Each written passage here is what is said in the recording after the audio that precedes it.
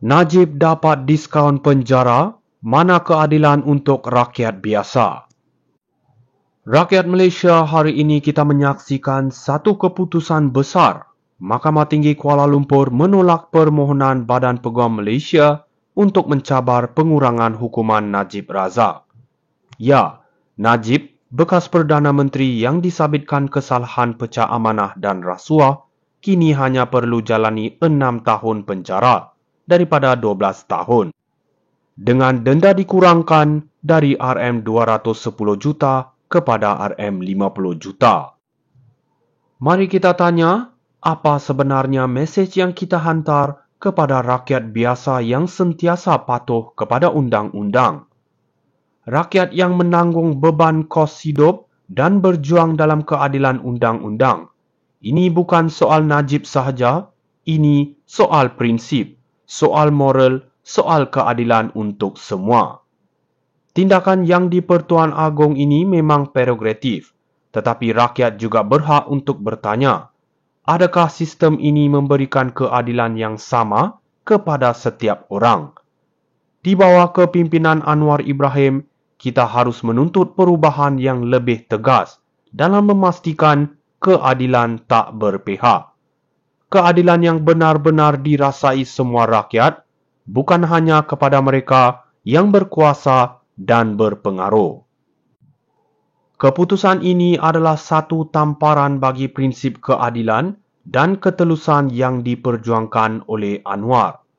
Maka janganlah berdiam diri. Najib dapat diskaun penjara, mana keadilan untuk rakyat biasa? Rakyat Malaysia, hari ini kita menyaksikan satu keputusan besar. Mahkamah Tinggi Kuala Lumpur menolak permohonan Badan Peguam Malaysia untuk mencabar pengurangan hukuman Najib Razak. Ya, Najib, bekas Perdana Menteri yang disabitkan kesalahan pecah amanah dan rasuah, kini hanya perlu jalani 6 tahun penjara daripada 12 tahun. Dengan denda dikurangkan dari RM210 juta kepada RM50 juta. Mari kita tanya, apa sebenarnya mesej yang kita hantar kepada rakyat biasa yang sentiasa patuh kepada undang-undang? Rakyat yang menanggung beban kos hidup dan berjuang dalam keadilan undang-undang. Ini bukan soal Najib sahaja, ini soal prinsip, soal moral, soal keadilan untuk semua. Tindakan yang di Pertuan Agong ini memang prerogatif, tetapi rakyat juga berhak untuk bertanya, adakah sistem ini memberikan keadilan yang sama kepada setiap orang? Di bawah kepimpinan Anwar Ibrahim, kita harus menuntut perubahan yang lebih tegas dalam memastikan keadilan tak berpihak.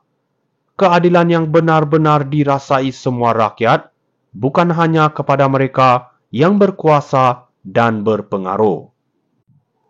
Keputusan ini adalah satu tamparan bagi prinsip keadilan dan ketelusan yang diperjuangkan oleh Anwar. Maka janganlah berdiam diri.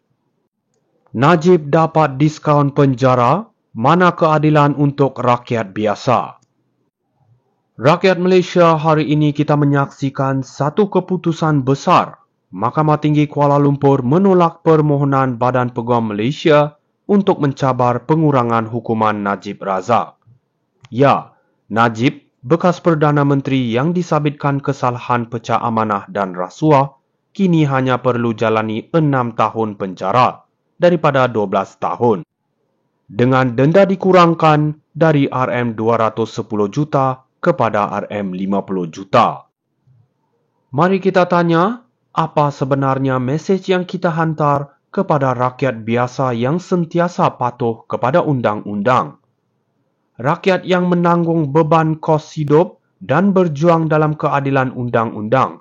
Ini bukan soal Najib sahaja, ini soal prinsip, soal moral, soal keadilan untuk semua.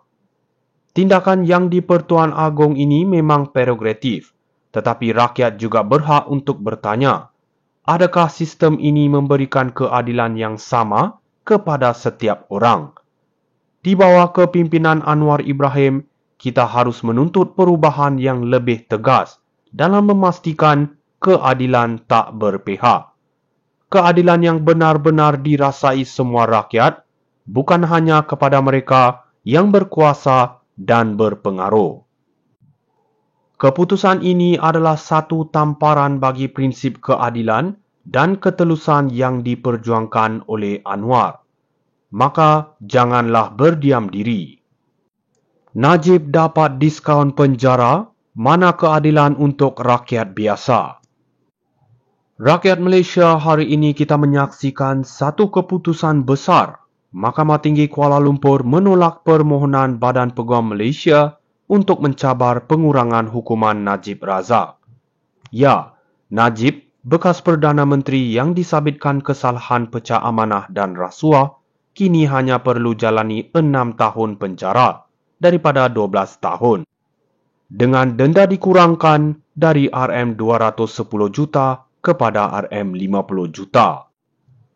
Mari kita tanya, apa sebenarnya mesej yang kita hantar kepada rakyat biasa yang sentiasa patuh kepada undang-undang? Rakyat yang menanggung beban kos hidup dan berjuang dalam keadilan undang-undang.